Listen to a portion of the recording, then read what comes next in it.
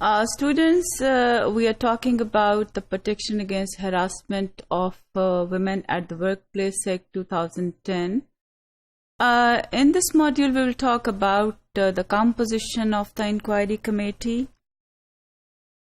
We see that each organization shall constitute an inquiry committee within the 30 days of the enactment of this act, the Protection Against Harassment of Women at the Workplace Act 2010. And this inquiry committee will work to inquire into the complaints under this act. We see the composition of the committee shall constitute and shall consist of 3 members, of whom at least 1 will be women, 1 will be from senior management, 1 will be the senior employee or any representative of from the employee side, if there is no collective bargaining agent.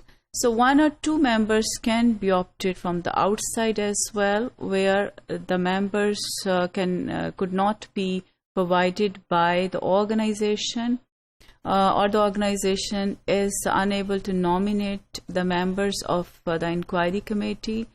The chairperson of the inquiry committee shall be designated by the will of the members of the inquiry committee and from amongst the members of the inquiry committee.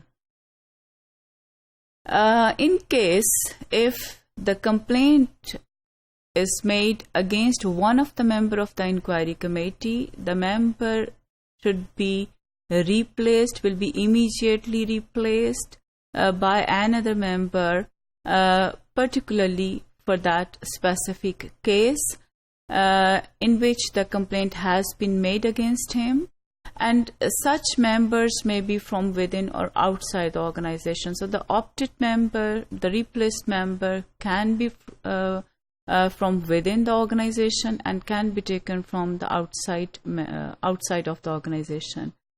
In case where no competent authority is designated by the organization is bound to announce the competent authority within the 30 days of the enactment of this act, and the competent authority will be designated by that organization within the 30 days after the enactment of this act.